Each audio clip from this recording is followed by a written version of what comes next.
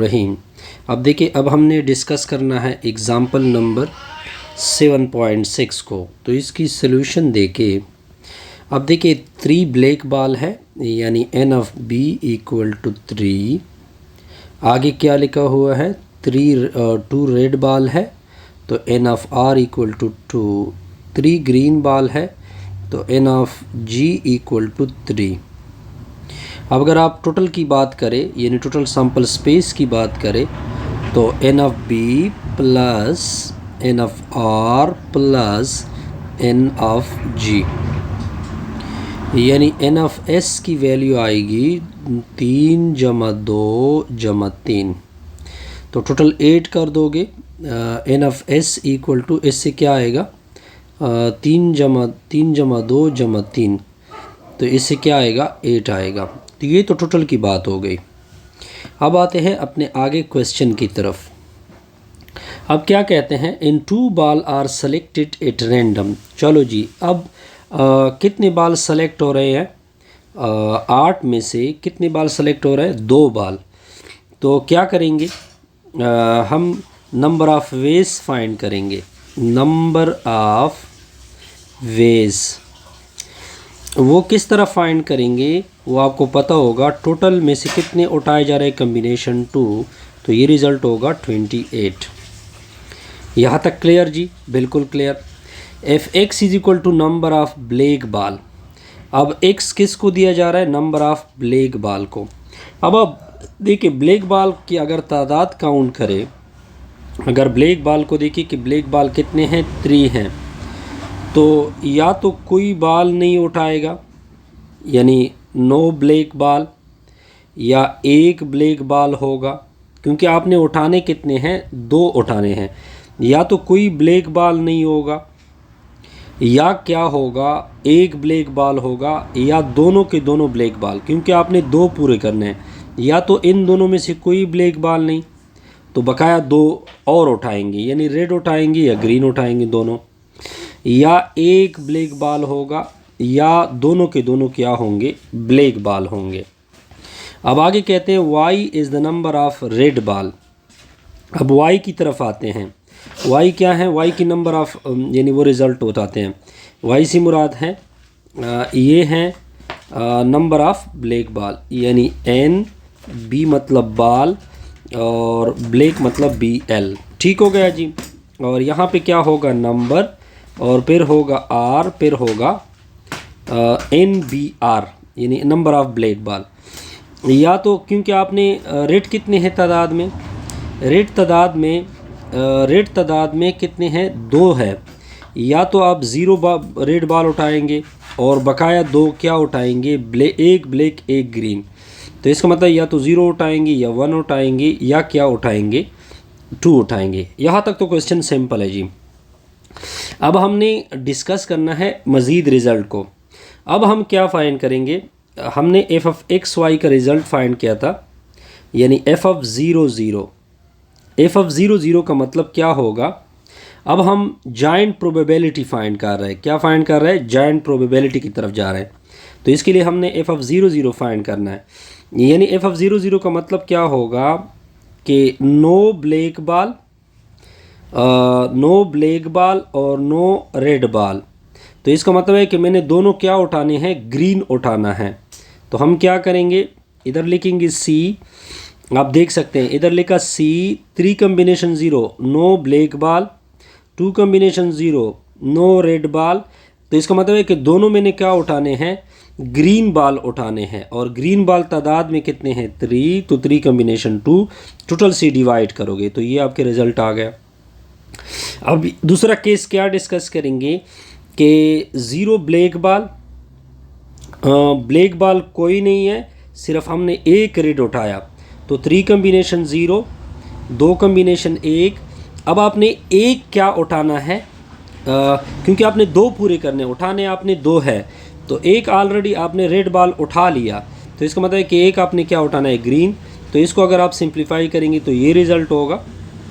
अब ऐसा केस भी पॉसिबल है कि मैं क्या उठा लूँ, 0 ब्लैक बॉल उठा लूँ, दोनों रेड उठा लूँ। जो मैंने दोनों उठाने तो मैंने 2 है, तो इसका मतलब है कि मैंने कोई क्या बॉल नहीं उठाना है, रेड बॉल नहीं, रेड बॉल तो ऑलरेडी मैंने 2 उठाए हैं, ना मैंने ग्रीन उठाना है ना मैंने ब्लैक उठाना है।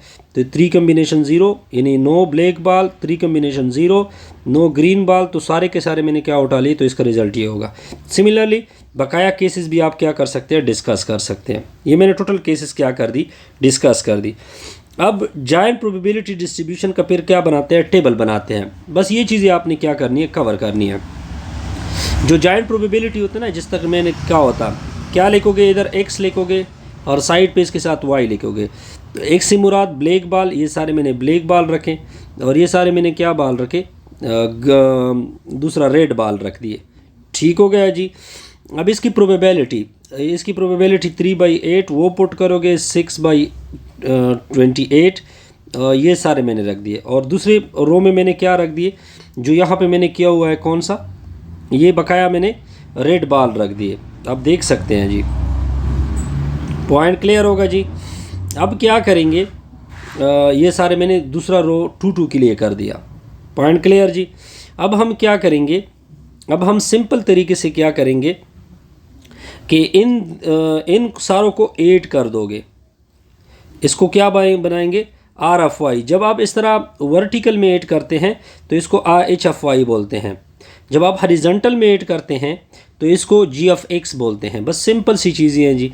ये सारे मैंने 8 कर दिए, और जब आप हॉरिजॉन्टली 8 करते हैं तो ये आपका GFX बनता है। जब आप वर्टिकली 8 करते हैं, इस तरह 8 करते हैं सारे, तो ये आपका क्या बनता है, HFY या RFY, जो भी आप कहना चाहते हैं। ठीक हो गया जी। और marginal probability distribution of x का मैंने ऑलरेडी बताया था कि आप सारे ये क्या कर दो, 8 कर दो, जैसे कि आपको नज़र आ रहा है। अगर आप कुछ और चीज़ें देखिए, जितनी चीज़ें आपको बनाई जा रही है वो मैंने सारे has the S of X Y is H of X ये बना, एच जी ऑफ एक्स ये बना। बस ये सिंपल सी जायंट प्रोबेबिलिटी आपकी ये हो गई। और अगर आप कुछ और चीज़ें फाइंड करना चाहते हैं तो इस तरह आप लिखोगे। पॉइंट क्लियर हो गया। अब आते हैं इसके दूसरे पार्ट की तरफ कि x प्लस वाई का सम लेस देन क्या है, 1 है।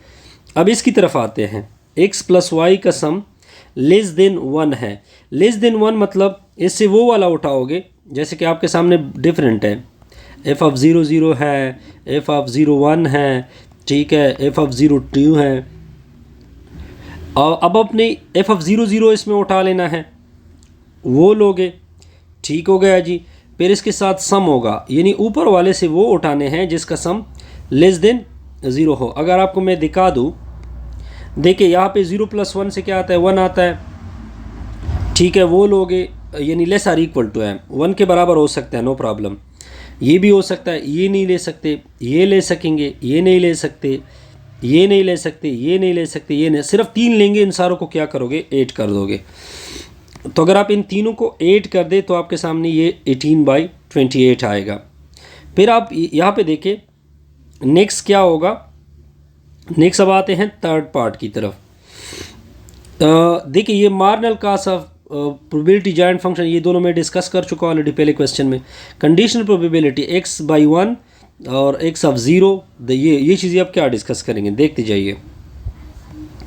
अब क्या करेंगे, x/1 को डिस्कस करेंगे। तो इसका फार्मूला क्या होगा,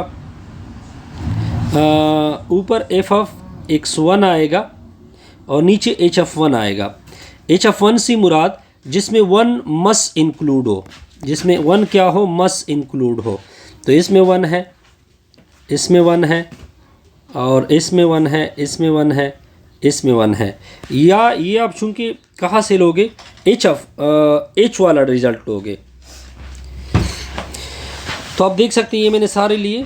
अब इन सारों को 8 कर दे तो ये रिज़ल्ट आपका आएगा। ऊपर h ऑफ 1 फार्मूला याद कर ले, सिर्फ जो मैंने फार्मूले बताए थे वो सारे याद कर ले, तो आपका रिज़ल्ट क्या हो सकता है। सिमिलरली ये जो conditional probability of h of y है वो भी आप क्या कर सकते हैं। ठीक हो गया जी। इंशाल्लाह फिर नेक्स्ट में जाते हैं कंटिन्यूस जायंट प्रोबेबिलिटी। ठीक हो गया। ये लास्ट वाला पार्ट मैंने आप लोगों के लिए छोड़ दिया। ठीक है, तो इस तरह हमारी ये वीडियो क्या होगी, कंप्लीट होगी। तो इंशाल्लाह लास्ट वाली वीडियो में कोई मुश्किल नहीं है, बस उसमें 2 टाइम इंटीग्रल है, क्योंकि अब वेरिएबल वही रिज़ल्ट है, लेकिन अब फार्मूला क्या होगा, 2 टाइम्स इंटीग्रेट होगा, आई थिंक सो। और फिर ये लेक्चर मैं ऑलरेडी कवर कर चुका हूँ, ये मैथमेटिकल एक्सपेक्टेशन का। ये ऑलरेडी हम अपलोड कर चुके हैं, इसमें आपको कोई मुश्किल नहीं होगी। ये एग्ज़ाम्पल भी मैं कर चुका हूँ, ऑलरेडी, और ये चीज़ भी मैं कर चुका हूँ। कुछ चीज़ें मैं कर चुका हूँ, कुछ चीज़ें इसमें रह जाएगी हमारी वीडियो।